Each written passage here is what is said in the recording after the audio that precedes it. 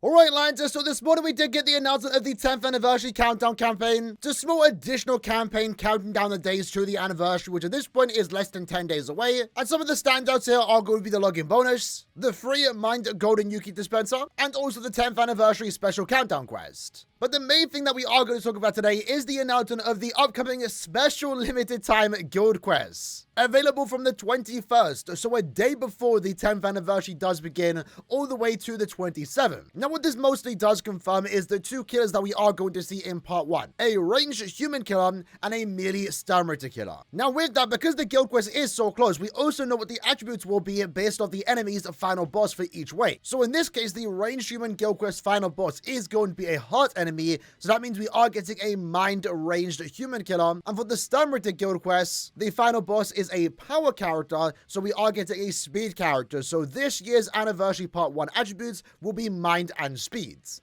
And in terms of those attributes, I'm actually relatively fine with them. I've been saying for a while now, Mind definitely does need a new additional broken character. Mind and Power, but we quite literally got those two attributes for the pre-anniversary with Aizen and also Byakuya. So I wasn't expecting another Mind and Power, anniversary headline on. But at least we are getting Mind and Speed, definitely could go for an additional character, I guess. And if we are going by past anniversaries, that likely also means that part 2 of the anniversary will feature a Technique, Heart, and also a Power character.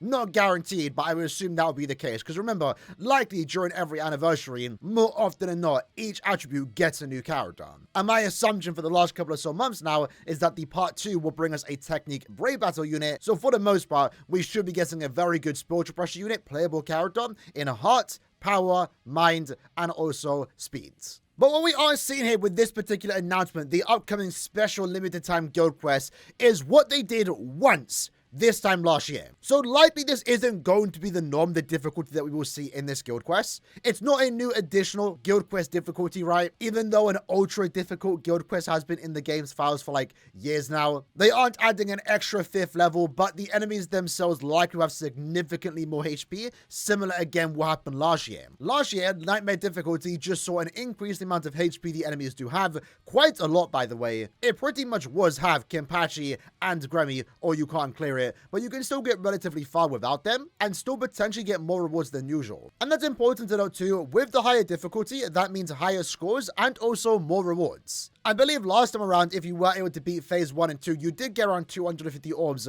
just from that week of guild quests, upwards to 300 plus depending on your, guild quest ranking. And at least to me right now, the funniest part about this is that because it does start on Monday, the anniversary doesn't start till Tuesday, there will be a full 24-hour period where no one has access to the guild quest characters. And I guess we're going to find out then and there if we can beat through without those new units. Because obviously, this is designed for you to use the new units. Because what we are seeing here in particular, which I assume would be a lot of the controversy around this, but it kind of was expected, is that with this new change in difficulty, remember, this isn't permanent, but I would assume over time, in the future, this might slowly start to become a bit more common. Kind of like how Nightmare was a rarity, and then eventually it just became the norm. But we are now seeing stage hazards that include Freeze Plus and Weakening Plus. So this was kind of expected when Caleb introduced, Status Element Plus. It's essentially a new way for characters to be inflicted with status elements, even when they have a 100% immunity, because to be immune to a Status Element Plus, you do need 200%.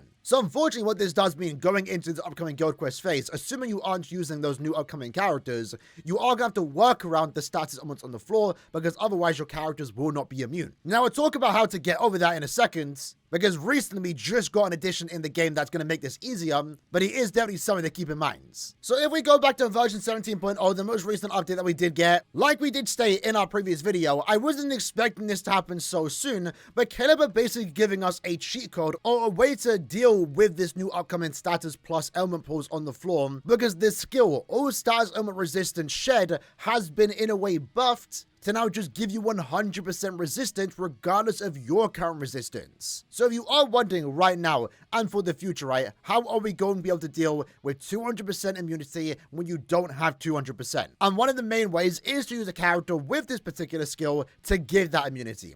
There's also, of course, other ways too. Like, it's not going to be much of a hassle to deal with these status elements. Of course, one way would be to use a bonus ability to give that resistance. I mean, it only does give you 55%, but it does most of the job, especially as, you know, maybe in the future when this status element pool plus mechanic becomes more common. Because remember, right now, it's only here for a week, right? We might not see it again for a while because the difficulty that we did get last year for the 9th anniversary was only ever seen during the 9th anniversary. It didn't become a monthly occurrence. But you know, with the attribute tree system as well, right? Right now, at the very least, just from this one bonus ability, I'm at 165%.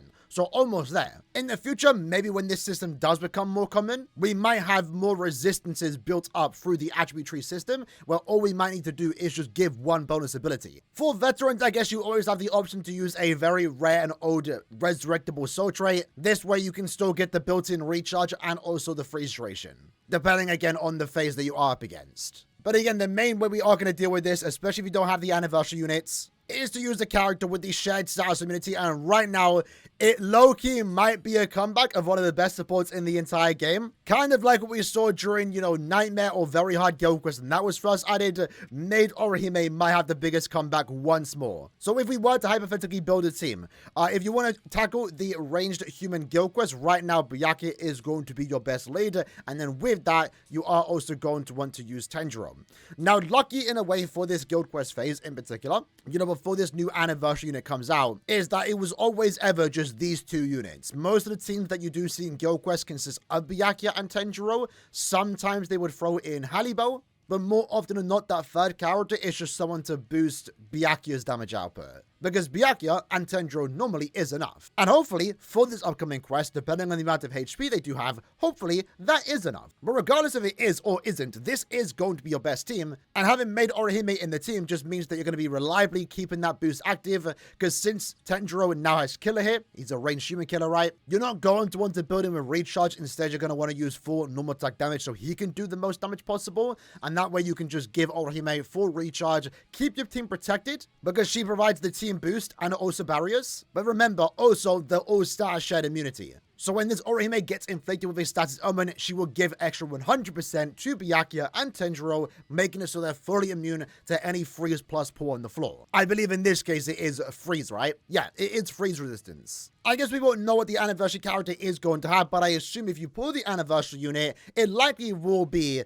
that particular unit in the first slot with Tenjiro, and then the third character might be replacing Byakuya. Maybe you could put Byakuya in the team, but I'm going to assume, since the skill did get increased, right, the, you know, shared status immunity that this character has in particular, I'm assuming that's what the anniversary characters are going to have. That way they can share it to their teammates, because, you know, it's nice and all if they have 200% immunity, but if your other teammates don't, it's still going to be quite a problem. So yeah, for the ranged human guild quest, this is going to be a pretty good team and will be the team that I'm using day number 1, and assuming I don't pull the anniversary character for some reason, but I am doing 25 steps already. When it comes to the melee squad 01, this is going to be the more tough one. Sorry, melee Sternritter is because they don't really have access like a really good character. Right now, your best lead is Lil Tom, so it would be something like this, I guess, on day number 1. But then one problem we are going to see with Lil Toto in particular is that she's a technique character. As we've already stated, it's looking like right now the final boss is going to be power, and therefore we are going to get a speed unit that is going to now lead this guild quest. And with Lil Toto being a technique character, especially right now if the enemies have significantly more HP because it is a special limited time difficulty, she's still going to be the best character you can use, you know, if you don't pull that anniversary character. But at the same time, it's like she is going to be nerfed quite a bit here because she's going to be a technique character. But yeah, again, the thought process in the team is going to be the exact same. So this new status plus pulls on the floor pretty much just means you take out your third character and you put in Orihime to make it easier. We've done this in the past. It works. It might not work this time around, but it's one of the ways and best ways to deal with these status plus pulls. So yeah, to recap, on the 21st, we are going to get a week special difficulty, likely be pretty difficult. With that, we are getting the introduction of Freeze Plus and Weakening Plus status element pulls. And it will be for the Ranged Human Guild Quest, Melee Sternritter Guild Quest, confirming Part 1 Anniversary Attributes and also Killers. So a Mind Human Killer and a Speed Sternritter Killer. Reminded this difficulty, if it is pretty difficult, right, it's only going to be a one-off. We only had it one time last year, and it was during the the 9th anniversary, but these Freeze Plus stage hazards, I'm definitely expecting them to become the norm in the future when it's ready. You know, I'm not expecting what we're getting this time for the anniversary to happen monthly, because remember, we also do get more rewards as well. But either way, hope you liked to enjoy the video. Let me know what you think about it in the comments below, and I'll see you guys next time. Take care, and peace.